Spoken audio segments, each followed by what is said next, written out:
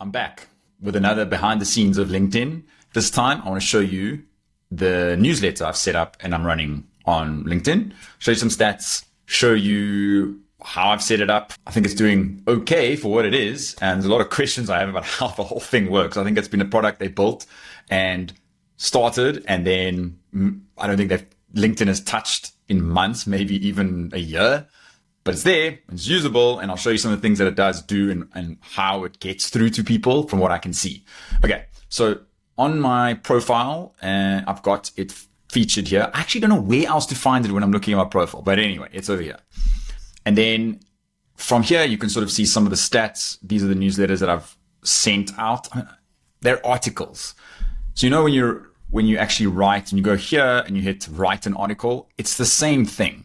I just now have it set up as a newsletter, but writing an article and then writing a newsletter to LinkedIn is like the same thing. I don't know why it is different. Why wouldn't you just create a newsletter? It just is better because it also emails these out and it's in push notification to your subscribers when you send out a newsletter versus an article.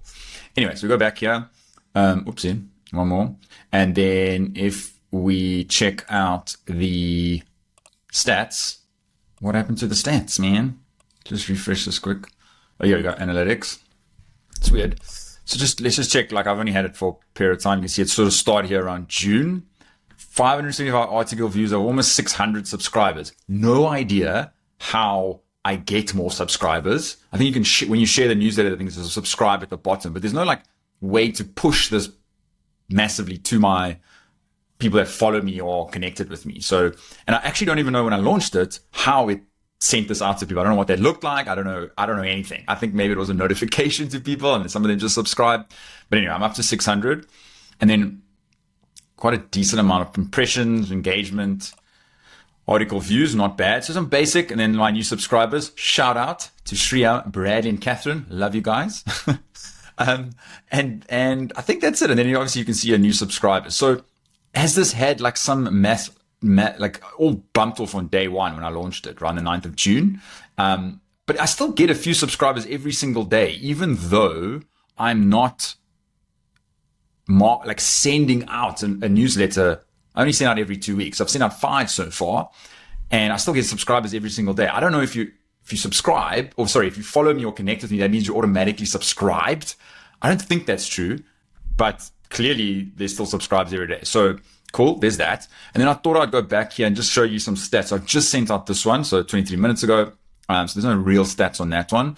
Let's maybe look at this one just because it had a decent amount of comments and I say decent, 5-ish comments and some posts. And then you can like view the article here. View the stats of it here. And so if I just show you what this sort of means, the percent impression from members who follow connected to you out of network or that don't follow aren't connected. So that's quite interesting to see a 70-30 split on that. How many article views? Nothing to write home about. This is quite interesting. So are there settings to allow you to get emails and not get emails? So I have about 500, there probably would have been about 500 subscribers at the time. Why did they only send 350 emails? No idea. Maybe people do have emails turned off as a setting completely. Okay, so that makes sense. Email open rate. We know we can't really trust those numbers anymore, but hey, 29%, pretty average, above average for newsletters. But then I think this number is probably inflated based on how Apple and certain mail providers now automatically, go through all the image tracking pixels and things like that. So I think it's more like 10 to 15% of people actually opening it. The others are just the way email opening is tracked. Nothing else much to report home on that one. Let's maybe just take a look at one more. Let's go back, I think almost to if I go back to thank you. I think this one was pretty decent. Let's just have a quick look at this. This was a month ago. So we know you sometimes start seeing these posts 3 weeks later, right? So let's just see how this one, very similar. Here's like an 80-20 split, but very similar. So I think, look, I take out my newsletter that I send via email and keep my database there. I think that's the most important thing. But just publishing in here, there's a whole bunch of people that are subscribed to my new LinkedIn newsletter that I don't really know, and they aren't on my proper newsletter list. So that's cool. So I do get additional reach from that. I send it out when I do. Obviously, it sends an email. So that's pretty cool that they actually LinkedIn sends the email, as well as a push notification. So for those that do have push notifications turned on for LinkedIn, like if you're getting your DMs or whatever as push notifications, you get a little notification on your phone that I've sent a newsletter. Now, I mean, it's a bit spammy, I guess, but hey, it's there. You can turn it off, I think, or unsubscribe, but it gets sent. So that does maybe help with the reach.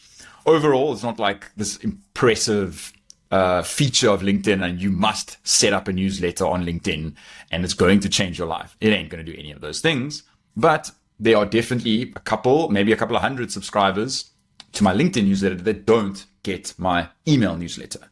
And so I just increased my reach just by turning it on. It took 5 minutes to set up, and you can schedule the posts as well. So schedule the newsletters as well, which is quite useful.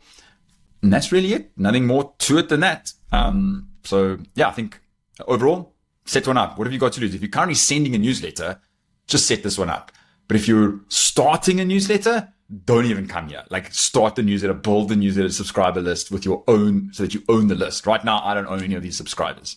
So they could kill this feature and then all those people go. So I would not put effort into this. I just think it's a secondary thing. Some people get it. Some people like it. Gives you extra content on LinkedIn. Get you into the right inboxes of people that maybe are starting to get to know you better. All of those good things. Okay. That's me from LinkedIn newsletters. Not the most interesting video. Maybe you found it a bit interesting. Hope you enjoyed it. Enjoy the rest of your day. Peace.